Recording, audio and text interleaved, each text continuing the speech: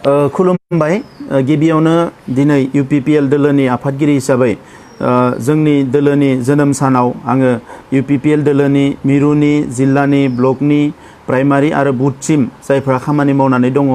जोंनि लिडारफोर जोंनि मावथिफोर बयनोबो आङो गोसो गोरबोनिफ्राय कंग्रेचुलेसन होदों साबायखर होदों आरो नोंथांमोननि जि जार्नि बियो साक्सेस जाथों बेनि थाखाय आं साबायखर बावदों लोगोसे जोंनि गायसनजेननाय आफादगिरि इउजि ब्रह्म बिथांनिसिमबो आङो गोसो गोरबोनिफ्राय साबायखर बावदों आरो बिथांनि नोजोर आरो थांखिखौ लानानैनो UPPL दोलोआ जोनोम जादोंमोन बेवहाय मोनसे सुबुं दारा खान्थिखौ गोग्गोमै गायसननो थाखाय आरो बे ओनसोलनि बर' माहारिजों लोगोसे गुबुन हारिनि गासैबो सुबुंफोरखौ जयै लानानै मोनसे नंगुबै जौगानाय लाबोनो थाखाय जोंनि गासैबो रोखोमनि राजखान्थि जेंना समाजारि जेंना रांखान्थि जेंना सोलोंथाइनि जेंना गासैबो जेंनाफोरखौ बोस्रांनो थाखाय बे दोलोआ जोनोम जादोंमोन आरो बे हिसाबैनो दिनै 5 बोसोराव आगान होबाय बे 5 बोसोरनि जार्नियाव गासैबो बिथिंनिफ्राय साक्सेस खालामनायनि थाखाय आङो रायजो राजा आइ आफानिसिम रोजा रोजा साबायखर बावो नोंथांमोननि अननाय नोंथांमोननि फोथायनाय नोंथांमोननि बजबनायनि थाखायनो UPPL दोलोआ दिनै BTR ओनसोलाव मोनसे गोख्रों दोलो जानो हाबाय आरो बे दोलोआ एबार बेवहाय सरकार सामलायनो हानाय थासारियाव फैबाय जायखिजाया हानजाया बेरेखा हानजाया जि बुङा मानो एबार UPPL आनो जे सरकार दागोन बियो रोखा जाबाय बेखौ जोङो नुनो मोनो दा बे समाव आङो मोननैसो खोथा दिनै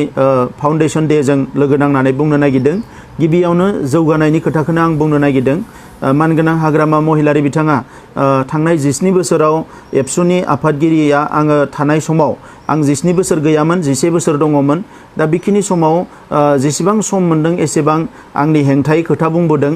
हेंथायै खोथा बुंनाया जेबो नङा बेयो सुबुं दारा खान्थियाव बेबायदि खोथाफ्रा सोलियो बेखौ लानानै आङो जेबो खर' सायाखै नाथाय आंखौ बिथाङा सोंखारिनाय लोगो लोगो गावनि मावनाय दांनायखौबो बिथाङा नोजोर होनायबा आङो जोबोद मोजां मोनगौमोन आङो एबसुनि आफादगिरि थानाय समाव जोङो बै समनि जोंनि दैदेनगिरिफोर गासैबो लोगो नांनानै सोलोंथाइनि जेंनाया सुस्रांथों होननानै जोङो गोबां धरना रेलि होदोंमोन जोङो गुवाहाटीयाव धरना होदोंमोन रेलि खालामदोंमोन जोंनो मास्टार नांगौ जोंनि स्कुलफ्रा प्रभिन्सियेलाइज जानांगौ बायदिसिना इस्युखौ लानानै नाथाय बै समाव बिथाङा फंसेबो खोथा बुंफायाखैमोन बिथांनि मन्त्रि MLAफ्रा फंसेबो खोथा बुंफायाखैमोन दा बेखौ नुनानै जों जोबोद दुखु मोनदों 2010 मायथाइनिफ्राय जेला आलादा रायजोनि सोमावसारनाया जागायफिनो बै समनिफ्राय 2010 मायथाइनि नैबे BTR सुक्ति जाजासिम सानसेबो बिथाङा बड'लेण्ड जानांगौ बड'लेण्ड जेंनाया जोबनांगौ बेबायदि खोथाखौ बुंफेराखिसै बिथाङा उल्था खोथाफोरखौसो बुंबाय थादों 2010 मायथाइयाव तेलेंगाना सोरजिजानाय समाव मोनसे नाटकीय भाबे सानसेनि थाखाय बिथांखौ लाना थांनानै खेबसे धरना होनो थिनब्रबदोंमोन दा बिनि बादै जेसेबां दिन दोङो बिथाङा चेलेन्जसो खालामदों जे आं थासासिम जाया कुनु दिन बर'फ्रा बेखौ मोननाय नङा दा बेयो मोनसे ओरैनो दुखुनांथाव मोनसे खोथाखा दा बेखौ आं सासे बर' फिसा हिसाबै आङो बबेबा आफादाव थानायखौ गारनानै आं राजखान्थि दोलोआव फैनायखौ गारनानै सासे बर' फिसा हिसाबै आं माब्लाबाबो लुबैया जे गुबुन सासे बर' फिसाया सोरबा गावनि बर' फिसानिनो हेंथायै खामानि मावथों एबा बबेबा मोनसे गिदिर इस्युखौ लानानै खामानि मावनायाव हेंथा होथों दा दिनै फैनानै नुनो मोनदों बावैसो NDBनि इस्युखौ हाइजेक खालामनाय बायदिसिना खालामनाय बे खोथाफोरखौ बिथांमोना बुंनो हमदों दा बिनि थाखाय बिथाङा गोबां स्कप मोनदोंमोन थांनाय 2005 मायथाइनिफ्राय 2020 मायथाइसिम जे एकर्ड जाजासिम बे 15 बोसोरा मोनसे गोल्डेन अपरचुनिटिखौ हाग्रामा महिलारि आरो BPF आनो मोनदोंमोन मानोना बिथांमोना पावाराव दङमोन गभर्नमेन्ट अफ इन्डियायाव कंग्रेस थानाय समाव आसामाव कंग्रेस थानाय समाव बेयाव BPF एलायन्स आरो गभर्नमेन्ट अफ इन्डिया BJP फैनायनि उनाव आसामाव BJP फैनायनि उनाव BPF एलायन्स गभर्नमेन्ट सोलिदों नाथाय बिथाङा बेखौ मावफुंनो थाखाय जेबो खोमा होआखिसै आरो बेखौ फंसे बाथ्राजों बुंनो थाङोबा NDBनि जेंनाखौ सुस्रांजानायखौनो बिथाङा लुबैयाखैमोन दा दिनै जुदि सोरबाया बुंनो सानोबा बेयाव ब्लाडसेड जाबाय थाथों मानसि थैबाय थाथों आर्मी पुलिसा गाग्लोबबाय थाथों जोंनि लेखा फरायनायनिफ्राय रांखान्थिनिफ्राय लानानै जोंनि लाइमोनफ्रा बेबायदि गाज्रि थासारियावनो थाबाय थाथों बिदिखौनो सोरबाया लुबैयोबा आंहा बेवहाय बुंनो राव गैया मानोना आं सासे बर' फिसा हिसाबै जेंना जोबस्रांनायखौ लुबैयो। बुहुमनि गुबुन गुबुन जौगानाय हारिफोर बायदि जोंनि हारियाबो जौगानायखौ लुबैयो। दिनै गोबाङानो बुंदों जोंखौ कि बड'फानि दिनै जि मोनसे साननाय हनायखौ दै गुसु लुनानै होबाय, बड'फानि हेंथायै मावदों, बड'फाखौ अपमान खालामदों। बड'फाखौ जों अराय सिबियो। बड'फानि जि नीति आदर्श, बड'फानि जि सानस्रि सान्थौ, बेखौ फोथांना दोननो थाखाय साबेसे मानसिया खामानि मावदों। जेब्ला नांगौ अब्ला बड'फाखौ राजखान्थि बाहायदों सोरबाया। नाथाय दिनै जाय बिथांमोना बुंदों सानसेनि थाखाय बिथांमोना बड'फानि थाखाय सेमिनार जिरायदोंना, वर्कशप जिरायदोंना, बड'फानि थाखाय माबा मोनसे खामानि मावदों ने? जे बड'फानि आदर्शआ गोसारथों, माने गेवसारथों, बेखौ जोंनि इयुन जोलैया सोलोंनांगौ होननानै माबा मोनसे खामानि मावदोंना? बे खामानिखौ मावदों दुलाराय बर' फरायसा आफादा। गुरुदेव कालिचरण ब्रह्महा बर'फोरनि गेजेराव गिबिसिन जोंनि जांख्रिखांनाय एबा जोंनि साननाय हनायनि सोलायनायखौ जागायदोंमोन। बिनि उनाव बर' थुनलाइ आफादा जोनोम जाबाय 52आव। राव थुनलाइखौ माने सिगाङाव दोननानै हारि जौगानाय, हारि सांग्रांथि लाबोनाय खामानिफोरखौ मावजेनबाय, हारि सोदांनाय। बिनि उनाव फैबाय दुलाराय बर' फरायसा आफाद। दुलाराय बर' फरायसा आफादा जागायजेननायनिफ्राय दासिम दिनैसिम सानसेबो दलद थायालासिनो एबा जिरायना थायालासिनो हारि सोलायनाय, हारि जौगानायनि थाखाय खामानि मावबोदों। आरो सोरबाया दिनै एबसुनि सायाव जेरैबायदि आसि थुदों, आं एबसुनि दिनै बिबानगिरि नंलाब्लाबो जे आं बेखौनो बुंनो सानदों कि जोंहा रावहाबो एबसुनि सायाव आसि थुनो हानाय अधिकार गैया। मानोना एबसुनि दुखु खैफोदनि समाव जों गोबाङानो एबसुजों गसंफाया। दिनै बै सोमावसारनायफ्राव, बै इस्युसफ्राव, बै सोलोंथाइनि सोलायनायानो जा, जौ जुवा बन्द खालामनायानो जा, सिभिल सार्भिस कचिं होनायानो जा, जायफोर खामानिखौ मावदों दिनै हा हुनि रैखाथिनि, बैफोराव जुदि बे दाफोर जायफोर बखिग्रा बे इन्टेलेक्सुवेलफ्रा गसंफानायमोनबा बै सोमावसारनायफ्रा आरो सांग्रां जागौमोन। दिनै मणिपुरनि इन्टेलेक्सुवेलफोरखौ नुयो, बिथांमोना अल इन्डियायाव गावनि थाखा गारनानै मणिपुरिफोरनि राइट्सनि थाखाय बिथांमोना केम्पेइन खालामो। नागा इन्टेलेक्सुवेलफोरखौ नुदों जोङो जे बिथांमोना गावसोरनि थाखा फैसा गारनानै नेशनेल इन्टारनेशनेल लेभेलाव बिथांमोना गावनि हारिनि थाखाय केम्पेइन खालामो। जोंनि हारिनि साबेसे इन्टेलेक्सुवेला बेबायदि खामानिफोरखौ मावदों? आंहा इन्टेलेक्सुवेलफोरखौ बेबायदि बुंनो थाखाय आङो साना, मानोना आं बयखौबो सनमान होयो, बयखौबो अनो। सासे बर' फिसा हिसाबै बयखौबो मान होनाया आंनि बिबान। दिनै जोंनि बै समाव एबसुनि बारग' आफादगिरिफ्रा बर'फोरनि राजखान्थि खालामनानै थांनाय, आजिरा मोननाय, जिरायनानै थानाय मानसिफ्राबो दिनै गोबां खोथा बुंदों। खोथा बुंनायनि अधिकारा बयहाबो दङ। नाथाय नोंनि फंसे खोथा बुंनाया हारियाव बेसेबां लाब जागोन एबा हारिनि इयुननि थाखाय नोङो बेसेबां खामानि मावनो हागोन, बेखौ नोंथाङा साननांगोन। जोङो गोसो बायदियैनो खोथाफोरखौ बुंनो हायो, जायखिजाया बुंनो हायो। आं दिनै हाथरखिखौ लायना होफैगोन होनना बुंनो हायो नोंथाङा लैथोनि थालायाव आं थब्ल'गोन होननानै बुंनो हायो। खिन्थु बास्तबताया मा, रियेलिटिया मा? भारतबर्षआ बेसेबा गिदिर मोनसे हादोर, बेवहाय 130 कौटि मानसि दङ।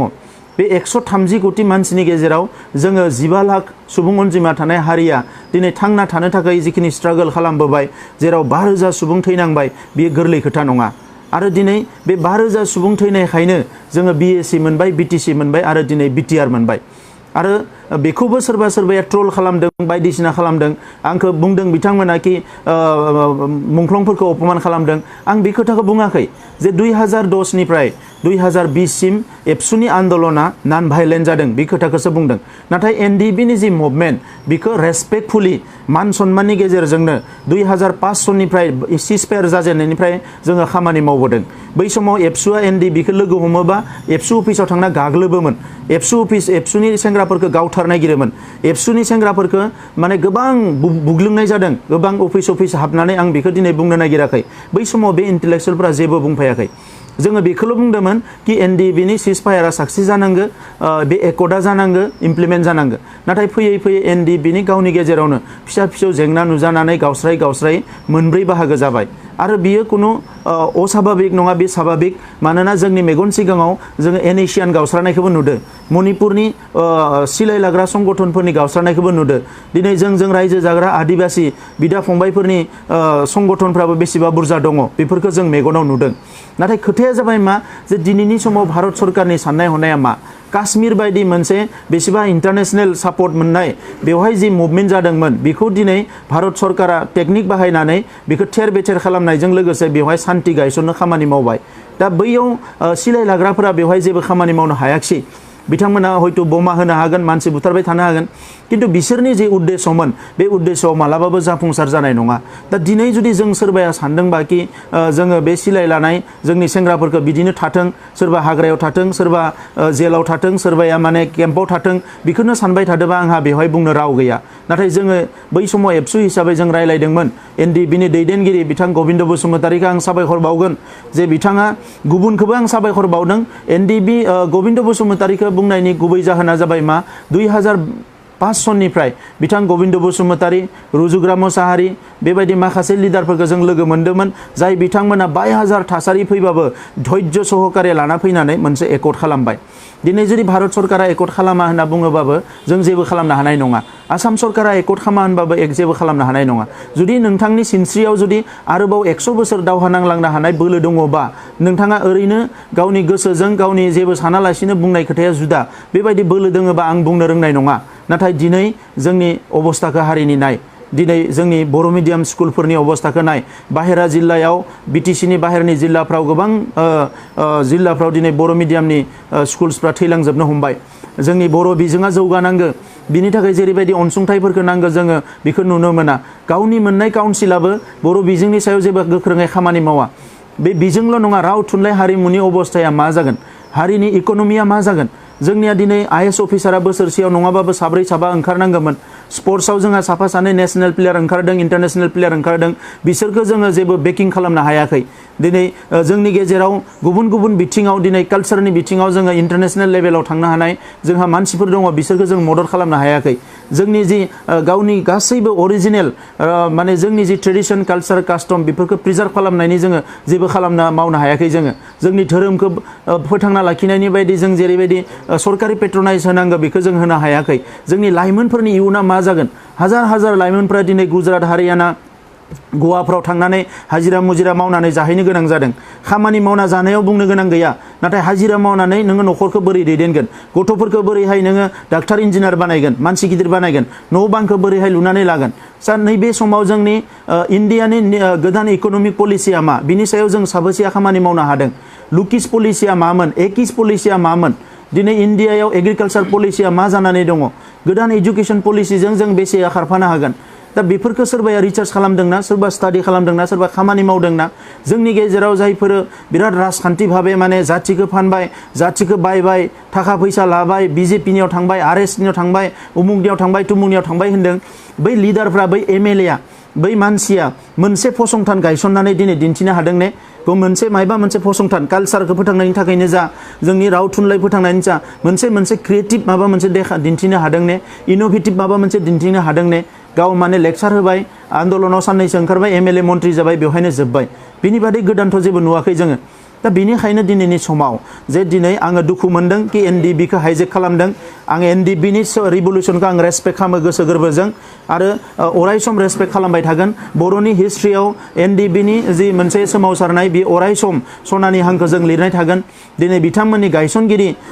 आफादगिरिया दिनै जेलाव दङ बिखौ लानानै जों गोजोनाखै बिखौ जों रंजायाखै जों फुरथि खालामाखै सोरबा सोरबा बुंदो जेलाव हरफिनबाय मा हरफिनबाय दिनै बेबायदि जुदि हायोनोब्ला जों गोबां गिदिर गिदिर खामानि मावनो हागौमोन सरकारजों जायफ्रा दङ बिफोरसो बेफोर खामानिखौ मावनो हायो सरकारजों जाय गैया बेफोर बे खामानिखौ मावनो हाया बिखौ राजखान्थि कालार होनानै जेबो लाब गैया दिनैनि समाव जोंहा बिबाना बेसो जे जोंनि हारिनि माहारि आफादफ्रा थांनाय 30-40 बोसोराव मानो खौसे जाबोनो हायाखै बेखौ जोङो हायोब्ला खौसे खालामनांगो बयबो रियलाइज खालामनांगो बयबो माने रिकनसिलिएशन खालामनांगो जों खौसे जानांगो आरो जोंनि जे आद्रा थालांनाय खामानिफोरखौ जों मावनांगो बिएससियाव जों जिखिनिखौ मोनाखैमोन बिटिसियाव मोनदों बिटिसियाव जिखिनि मोनाखै जोङो आरो गोबां मोनदों दिनै बुंदों गोबाङानो जे बिटिआरआ मा बियो मुंल' सोलायनाय होननानै बिटिआरआ मा बेखौ गोबां नेशनेल इन्टारनेशनेल इन्टेलेक्सुयेलफोरानो जोंनो दिनै बुंहरदों कि नमेनक्लेचारखौ जे नोंथांमोना रिजन बानायना लानो हाबाय बियो बिराद गिदिर एचिभमेन्ट नोंथांमोना दायो सिमाखौ गोसो बायदियै इयुननि समफोराव सिमाफोरखौ बारायलांबाय थानो हासिगोन गोबां खामानि मावनो हागोन गामि दानख'नाय दाजाबनायखौ लानानै गोबां अंक खालामदों दिनै जोंनि सुबुं अनजिमाखौ लानानै गोबाङानो गोबां खोथा बुंदों दा बे बेलायाव दिनै बेबायदि फेसबुकफोराव बायदिसिनाफ्राव बुंना फोजोबनो हाया मानोना मोनसे हारिया सिंनि माखासे डिसिसन थानांगो आरो जोंहाबो माखासे इसिङारि डिसिसन आरो पलिसिसफोर दङ जायखौनिखि सोरबा माने सावरि बादालियाव जानानै जौ लोंनानै मिनिग्लाबनानै जंखायलाबायनाय मानसिफोरनो जों बेखौ बुंनो हाया आरो बियो जोंनि गोसो गोरबोआव थागोन आरो नैबे जिउ थासान्दियाव हारिनि थाखाय मा मा मावलांगोन बे एजेन्डाखौ आङो फेसबुकाव बुंनाय एजेन्डा होननानै साना, खिन्थु मावनानै नोंथांमोननो दिन्थिलांगोन जेब्लायसिम सम थागोन। गोबां समाव नुनो मोनदों जे आंनि फेमिलिखौ लानानै आंनि पार्सनेल जिबनखौ लानानै बिराद माने एटाक खालामदों, बेखौ लानानै आंखौ जेबो खालामनो हानाय नङा। मानोना आंनि केरियार आंनि जिउनि थांखियानो जाबाय हारिनि थाखाय खामानि मावनाय। दा नंखायनो जि थासारियानो फैया मानो मावबोदों। थांनाय समावबो एबसुनो थाखा होयोबा BPFनि सरकारा माने अफिसारफोरखौ माने सासपेन्ड खालामगोन होनोमोन,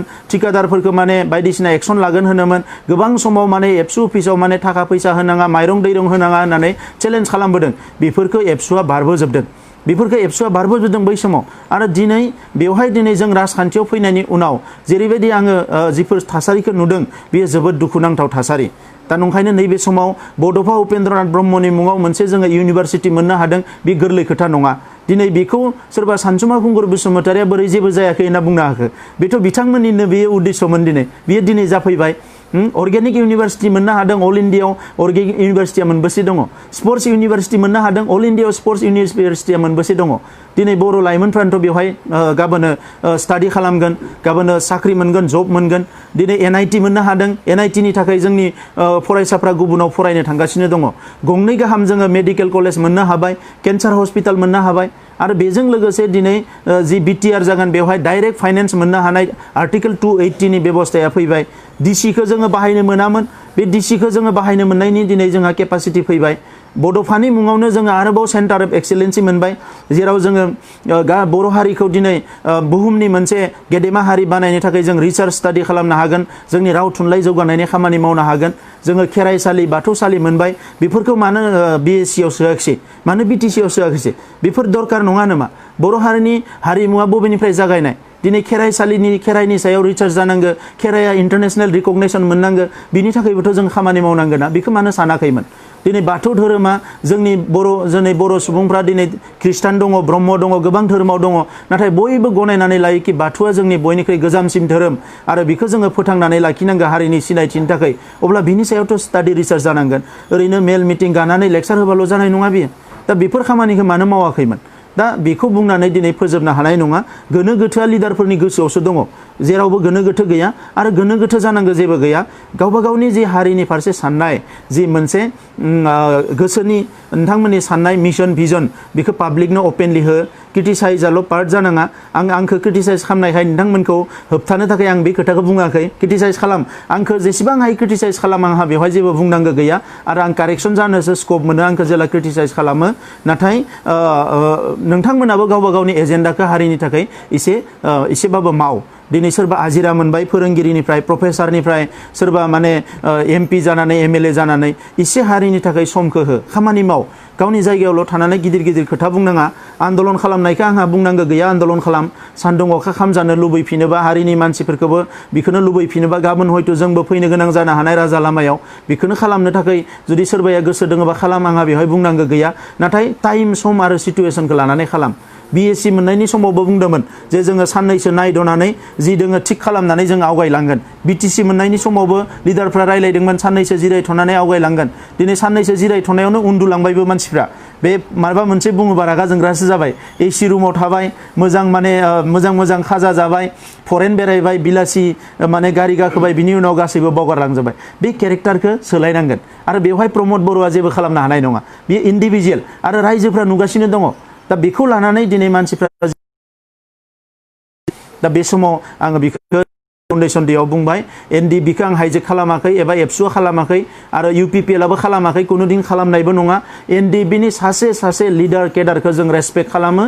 रिभलिउसनारि हिसाबै, आरो इयुनावबो जायफोरानोखि रिभलिउसनारि केरेक्टारखौ लानानै एबा हारिनि थाखाय खामानि मावलांबाय थागोन, बेखौ जों रेसपेक्ट खालामबाय थागोन। आरो सोरनोबा बुंनाय खोथा नङा, दल दामनाय खोथा नङा, गावनि केपासिटिजों जेसेबां हायो बे खामानिखौ मावलांगोन। बावैसो दिल्लीयाव थांनायखौ लानानै सोरबा बुंदों कर'ना भाइरास जानानै BJP अफिसाव उन्दुना दङ। आं कुनु BJP अफिसाव थाङाखै, कुनु BJP लिडारफोरखौ आं लोगो हमाखै। दिल्लीयाव थांदों जे बिनि सिगाङावनो आसामनि चिफ मिनिस्टारखौ लोगो हमदों, आसामनि अफिसारफोरखौ लोगो हमदों आरो बिथांमोनखौ बुंदों जे एकटा मानो इमप्लिमेन्टेसन मावथि दैदेनगिरिफोरखौ जेलनिफ्राय बरननो हानाय खामानिया मानो जायाखै, NDBनि रिहेबिलिटेसननि खामानिया मानो जायाखै, बाखि एकट इमप्लिमेन्टेसन कमिसन बानायनाय बाकी खामानिया मानो जायाखै बेखौ लानानै आसामाव रायलायनानै बिथांमोना कर'ना भाइरास बायदिसिनानि जिफोर अजहात देखायबाय बेखौ लानानै गोसोआव गोजोननाय मोननायखाय दिल्लीयाव थांदों आरो दिल्लीयाव थांनानै होम डिपार्टमेन्टनि अफिसारफोरखौ लोगो हमहैदों होम मिनिस्टारखौबो लोगो हमदों आरो बिथांमोनखौ सोंलु सोंदों जे बे एकर्डआ मानो जादोंमोन बे एकर्डआव नोंथांमोननि दायित्वआ मामोन मानोना होम मिनिस्टाराबो प्रेजेन्ट दङमोन आरो प्राइम मिनिस्टाराबो दिल्लीयाव फैना क'क्राझाराव फैनानै बिथाङा बुंनानै थांदों कि बियो मोजां एकर्ड जादों दा मोजां एकर्ड जादोंबा बेखौ मोगथाङाव माने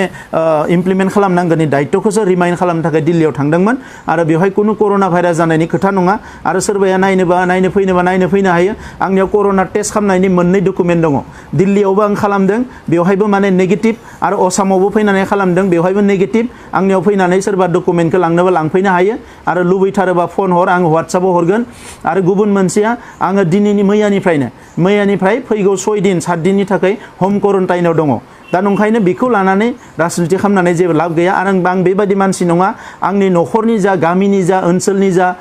सोरबा खस्थ' मोननाय खामानिखौ आं कुनु दिन मावा बेखौ लाना राजनिति खालामना जेबो लाब गैया हिरा सरनियाखौ लानानै साननैसो सिगाङाव बुंदोंमोन कि हिरा सरनियाया UPPL जों लोगो जाबाय बायदिसिना दा हिरा सरनिनि खोथा बुंनायखौ नुनानै BPF नि मानसिफ्रा खोथाफोरखौ सोलायदों दा आं बेखौनो बुंनो सानो हिरा सरनियाया UPPL जों नङा BPF जोंसो रायलायगासिनो दङ BPF नि केन्डिडेटफोरजों रायलायगासिनो दङ BPF नि BPF आ माने हिरा सरनियानि केन्डिडेट जाय माने देबारगाव समस्तियाव माने जाय गेलेदोंमोन बिथांखौ उइथड्र खालामहोदों सिङाव मा लेना देना जादों बेखौ BPF आसो मिथिगो BPF नि हिरा सरनियानि जाय केन्डिडेट गण सुरक्षा पार्टीनि बियो डिपुटि चिफनि समस्तियाव दङमोन बियो उइथड्र खालामदों ना मा जादों जों मिथिया नाथाय बेयाव केन्डिडेटआनो गैया जाबाय उनाव दा बेखौ बिथांमोनासो मिथिगो बेबायदि गोबां जायगायाव माने हिरा सरनियानि GSP पार्टी आरो BPF बिथांमोननि रायलायनाया सोलिगासिनो दङ दिनै जोंहा एसेबां माने गाज्रि अबस्थायाव फैयाखै कि जों हिरा सरनियाजों एलायन्स खालामनांगो BJP जों एलायन्स खालामनांगो गावनि दमाव सोलिदों आरो गावनि दमावनो जों खामानि मावगोन जोंनि उद्देश्यआ सोरजोंबा हर सान लोंला जाला होला होलि लोगो जानाया नङा जोंनि उद्देश्यआ जाबाय जोंहा BTR एकर्डआ मोगथाङाव महर मोननांगो जोंनि जेंनाया जोबनांगो दिनै बर' कसारी काउन्सिलखौ लानानैबो गोबाङानो राजनिति खालामदों बर' कसारी काउन्सिलनि डिमान्डआ सोलिगासिनो दंखायोमोन दिनै बे एकर्डआव हाबनाय लोगो लोगो आरो गोरा जाबावबाय दा बे एकर्डखौ इमप्लिमेन्ट खालामनानै मडेलिटिखौ बानायनानै बर' कसारी काउन्सिलखौ दाफुंनांगो आरो नैबे एकर्डनिनो मोनसे पार्ट हिसाबै जेब्लायनो गभर्नमेन्टजों जोङो रायलायदों नारसिनदों बर' कसारी काउन्सिलनि खोथाखौबो जों बुंगासिनो दङ आरो बेखौ बुंनांगौआ जोंनि बिबान बर' कसारी काउन्सिलाव जाय गोग्लैगोन जाय थागोन बिथांमोनाबो दिनै थांनाय 30-40 बोसोराव आलादा रायजोनि थाखाय सोमावसारबोदों दा बे हिसाबै बिथांमोननि खामानि मावनांगौआ जोंनि बिबान बै ओनसोलाव जोंनि राव थुनलाइ हारिमु थांना थानांगोन स्कुल कलेजा जौगानांगोन बेखौ खामानि मावनांगौआ जोंनि बिबान आरो बेजों लोगोसे दिनै BTC ओनसोलाव एबा BTR ओनसोलाव जानाय जेंनाखौ बिथांमोनाबो खामानि मावनांगौआ जोंनि बिबान बर' हारिखौ जोंनि मेगन सिगाङावनो थुब्ला गावस्रानायखौ जों लुबैयाखै ओंखायनो नैबे एकर्डआव मोनसे मेकानिजम खालामनाय जादों जे मोनसे कमिटि थागोन जि कमिटियावनोखि BTR नि गभर्नमेन्ट जायानो फैयो माने XYZ आरो बर' कसारी काउन्सिलनि गभर्नमेन्ट ज' जिरायनानै पलिसि बानायनो हागोन दा नंखायनो जोङो लुबैदों बर' हारिया खौसेयैनो गेरेमसा हारि जानांगौ गावस्रा गावस्रि नङा दिनै सोरबा दैदेनगिरिफ्रा एखमबा जोंखौ सैया खालामबोदोंमोन बै समाव नाथाय जोङो माब्लाबाबो बेखौ खालामाखै आरो रेसपेक्ट होबोदों इभेन आं एबसुनि आफादगिरि थानाय समाव आं ओरैबायदि गोसो दङ एबसुनि केबिनेटआव डिसकासन जादों कि कुनु दिन बर'नि माहारि आफादफोरनि सायाव गाज्रि नोजोर लानो मोना गाज्रि खोथाफोरखौ जोङो साननो मोना आरो बे हिसाबैनो जों हानायमानि मेनटेन खालामदों नाथाय जोंनि हारिनिनो माखासे माहारि आफादफ्राबो एखमबा थोंजोङै राजखान्थि हान्जाजों बिथांमोना सोब गोख्रोङै खामानि मावनो थांनायाव दुलाराय बर' फरायसा आफादखौ बै समाव सोंखारिबोदों दा दिनै आङो UPPL आव फैनानै आं UPPL हिसाबै बेखौनो बुंनो सानदों जे माहारि आफादनि गेजेराव आन्डारस्टेन्डिंआ जायखिजाया सिचुएसनाव थानांगो 2008 नि कनफ्लिक्टनि समावबो जों नाजादोंमोन हाजोबाखिसै मानोना बै समाव BTC नि चिफ बिथाङा जोंखौ गुरुत्व होआखिसै 2012 नि कनफ्लिक्टनि समावबो जों ज' जिरायदों BTC नि इभेन लिडारफोरजों जिरायदोंमोन बै समाव जायखिजाया कनफ्लिक्टआवनो जों जिरायदों 2014 आवबो जिरायनो नाजादोंमोन नाथाय BTC नि चिफ बिथाङा दुबाइनिफ्राय फैनानै दिल्लीयाव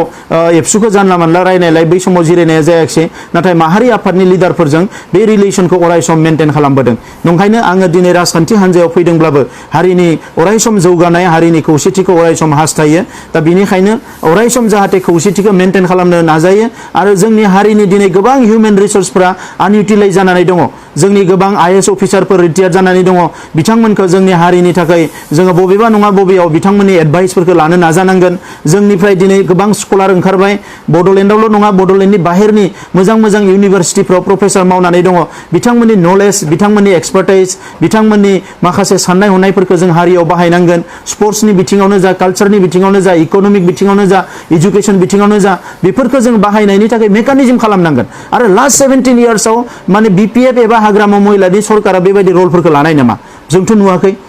जों कुनुदिन नुवाखै दिनै बेनिखायनो जोबोद दुखुनांथाव मानो सोलायनाय लाबोनांगो बिथांमोना बुंदो दिनै जौगानाय नांगौ सोलायनाय नाङा बिथांमोननि स्ल'गान जौगानायखौ 17 बोसोराव जे मावाखिसै प्रुफ खालामनानै होबाय बिसोर जौगानाय मावाखिसै दा नंखायनो जों बुंदों मा बे लिडारशिपखौ सोलायनाय लाबोनानै जोंनियाव नेक्स्ट जोङो एजेन्डाखौ जोङो स्टार्ट खालामनांगोन जोंनो मोनसे पावर हाउस नांगौ जेरावनोखि अराय सम रिसार्च जागोन स्टाडि जागोन नलेज जेनेरेट जागोन जाय जोंनिखि हारिया गेरेमसा हारि जानो हागोन बेनि थाखायसो साननांगोन गोदान जेनेरेशनफोरा बेजोंसो जोंहा गाइडेड जानांगोन दिनै तात्कालिक भाबे जोंनो 3 लाख 4 लाख एमप्लयमेन्ट नांगौ बबेयाव मोनगोन बेखौ सोरबायदि मानसिया लाबोगोन 17 बोसोराव BPF आ प्रुफ खालामनानै होबाय बिथांमोना जे बेखौ मावनो हायाखिसै दिनै चन्दन ब्रह्म बिथाङा बुंदों जे BTR रेकर्डआव जेबो गैया आरो बिथाङानो लिड लानानै आरो बिनि माने इमप्लिमेन्टेसननि आरो मिटिंबो खालामदों मोजाङानो जादों बेखौ बास्तबाव माने रल ला आरो बेखौ मानो बुंनानै लानो मानो एखमबा माने लाजिलाय स्पष्ट बुंना ला एकर्डआ मोजां जादों दा बे एकर्डआ मोजां जादों एकर्डखौ इमप्लिमेन्ट खालामनांगौ सिप बिथाङा खेबसेबा बुंबाय जे बेजोंनो जोंहा आलादा रायजोआ जाहैगोन आरो बुंलायबाय बे एकर्डआ मोजां नङा प्रमद बर'खौ गाज्रि मोननो थाखाय गाज्रि मोननानै हारिखौ धंस खालामनाङा प्रमद बर'खौ गाज्रि मोनो बेखौ बुंबाय था नोंथांमोना आंहा बेहाय बुंनांगौ गैया आंखौ हारसिंबो बुंहर लाइजामबो लिरना हरनो हायो भइसबो हरनो हायो आंखौ नोंथांमोना गाज्रि रायनानै खिन्थु प्रमद बर'खौ गाज्रि मोननायनि थाखाय हारिया खहा जानाङा हारिखौ बेजों बोना लाबोनाङा जातीय संगठनफोरा बेवहाय जेंनायाव फैनो नाङा बेखौ आं नोंथांमोनखौ खुलुमो नोंथांमोनखौ खावलायो गुबुन मोनसे खोथाया जाबाय मा जे दिनै दैबाना जालांबाय कर'ना भाइरासाव मानसिफोर थैबाय दा जिफोर मानसिफोर थैदों बिथांमोनखौ जोङो अनसुंथाइ होनांगोन गभर्नमेन्टआ बिनि थाखाय जोङो गभर्नमेन्टजों रायलायनांगोन दिनै कर'ना भाइरासनि थासारिया दाबो जोबाखै बिनि थाखाय जोङो सांग्रांथिखौ अराय सम लाबोनांगोन बे खामानिफोरखौ मावनांगोन दिनै दैबानानि थाखाय बेसेबांबा हा खुरखा जालांबाय 17 बोसोराव बे खामानिखौ मावाखिसै मैया दाख्लै बुंबाय जे जों सरकार फैफिनोबा बेखौ मावगोन दिनैसिम मानो मावाखिसै फ्लाड माने वाटार रिसोर्स डिपार्टमेन्टआथ' जोंनियाव दङ दिनै सबसे कराप्ट डिपार्टमेन्टआव वान अफ दि डिपार्टमेन्टआ जाबाय वाटार रिसोर्स डिपार्टमेन्ट दा नंखायनो दिनै खामानिखौ मावालासिनो उल्थां फाल्थां खोथा बुंनो नाङा खामानिखौ मावनांगोन जोङो रियेल नंगुबै ओंथियाव आरो दिनै देश बिदेश जेरावबो नाय पलिटिक्सखौ जाय मानसिनि खामानि मावदों जाय हारिनि खामानि मावदों बेजों खिन्थु अराय सम रायजो राजाया दंफायो जाय हारिनि खामानि मावाखै रायजोनि खामानि मावाखै बेजों जितु हारि माने मा रायजो राजाया गैया आरो बेखौ लानानै एसेबां पेनिक जाना लाब गैया दा जे माने करोड़ थाखा रानदों फैसा रानदों बेजों हारिनि मानसिफोरनि मेन्डेटखौ मानसिफोरनि सापर्टखौ बायनो नागिरदों बे फैसाजों जुदि नों स्कुल कलेज बानायनाय मोनब्ला लामा दालां बानायनाय मोनब्ला मोजां इनस्टिट्यूशन बानायनाय मोनब्ला रायजो राजाया ओरैनो माने नोंनो भटखौ होगौमोन नाथाय बे खामानिखौ मावैनि थाखायनो दिनै बेबायदि अबस्था जानो गोनां जादों दा नंखायनो रायजोफोर दिनै UPPL आ 5 बोसोर जाबाय बे 5 बोसोराव नोंथांमोना जे गासैबो सापर्टखौ होदों आं बिनि थाखाय साबायखर बावदों गोसो गोरबोनिफ्राय आरो इलेक्शना माला जागोन जों बेखौ मिथिया सरकारा खालामगोन कर'ना भाइरासनि सिचुएशनखौ लानानै जेब्लायनो इलेक्शना जायो अब्लानो नोंथांमोना जाहाथे UPPL दोलोखौ खेबसेनि थाखाय साक्सेस जाहैयो बियो नोंथांमोननिनो दोलो नोंथांमोननिनो आफाद जोङो आफादाव जास्ट बिबानल' लादों नाथाय नोंथांमोननि लुबैनाय हास्थायनाय साननाय हनायजोंनो बियो खामानि मावगोन आरो बेवहाय डेम'क्रेसिया सुबुं दाराखान्थिया अराय सम सोलिगोन आरो बेवहाय बर'नि इन्टेलेक्चुवेल बर'नि लिडारफोर बर'नि सानसुमै बर'नि हिउमेन रिसोर्स जायफोर दङ बिसोरखौनो लानानै जोङो खामानि मावगोन मोनसे कालेक्टिभ लिडारशिपखौ बेयाव होनाय जागोन आरो बेवहाय इनक्लुसिभ एन्ड कालेक्टिभ मोनसे सिन्ताजोंसो आवगायलांगोन दा बेखिनि खोथाखौनो बुंबाय आरो जोनोम साननि बे हाबाफारियाव नोंथांमोना बाहागो लानायनि थाखाय आरो आंजों फेसबुक लाइभआव थाफानायनि थाखाय आं साबायखर बावनानै आंनि बुंनायखौ फोजोबबाय गोजोन्थों।